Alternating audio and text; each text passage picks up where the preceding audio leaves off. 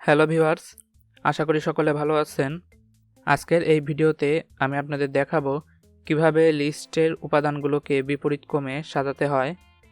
আমরা যখন বড় কোনো প্রজেক্ট নিয়ে কাজ করব তখন আমাদের বিভিন্ন সময় লিস্টের উপাদানগুলোকে বিপরীতক্রমে সাজানো লাগতে পারে।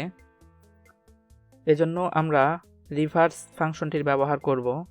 তো চলুন প্রথমে আমরা লিস্টটি প্রিন্ট করে দেখি। এটি প্রিন্ট করলে দেখুন লিস্টের উপাদানগুলো ঠিকঠাক মতোই দেখাচ্ছে। এবার আমরা এখানে রিভার্স ফাংশনটির প্রয়োগ করব।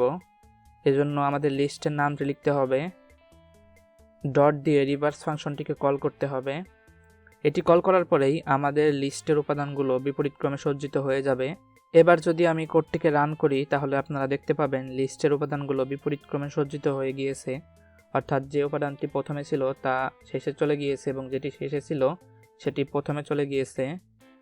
তো বিষয়টি ভালোভাবে বোঝার জন্য আমরা লিস্টের উপাদানগুলো প্রিন্ট করি, একটি উপাদানকে প্রিন্ট করি।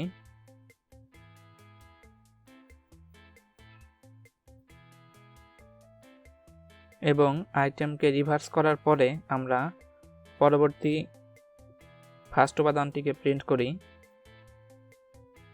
এখানে আপনার দুটো ভ্যালু দেখতে পাচ্ছেন, কারণ এটি রিভার্স করার আগে লিস্টের প্রথম উপাদান ছিল 1, অর্থাৎ 0 ইন্ডেক্সে 1 উপাদানটি ছিল এবং রিভার্স করার পরে 0 ইন্ডেক্সে হ্যাল উপাদানটি চলে এসেছে। আশা করি কিভাবে লিস্টের উপাদানগুলো বিপরীতক্রমে সজ্জিত করতে হয় তা আপনারা বুঝতে পেরেছেন। ভিডিওটি ভালো লাগলে আপনার বন্ধুদের সাথে শেয়ার করুন, লাইক, কমেন্ট, সাবস্ক্রাইব করে আমাদের সাথেই থাকুন। ধন্যবাদ।